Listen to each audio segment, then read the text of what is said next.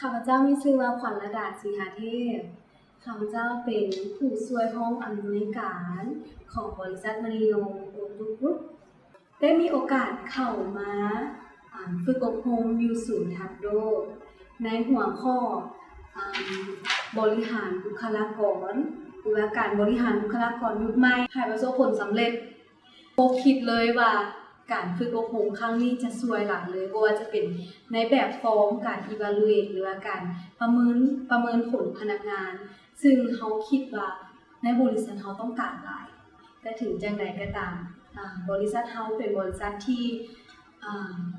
มีพนักงานที่ดีอยู่แล้วแต่ว่าการประเมินที่เพื่อจะให้ผลตอบแทนกับเจ้าให้ได้ตามที่กับเจ้า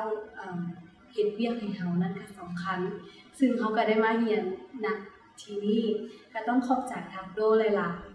สิ่งที่ประทับใจก็คือการได้เห็นผู้อำนวยการหรือว่าผู้บริหารที่อยู่ทักโดนะลงมาโดยตรงเลยเหมือนกับเอาใจใส่ในผู้เข้าร่วมงานหรือว่าผู้ฝึกอบรมซึ่งเรามีความประทับใจตลอดเลยนี่เป็นเทื่อที่2แล้วที่เข้ามาแต่ว่า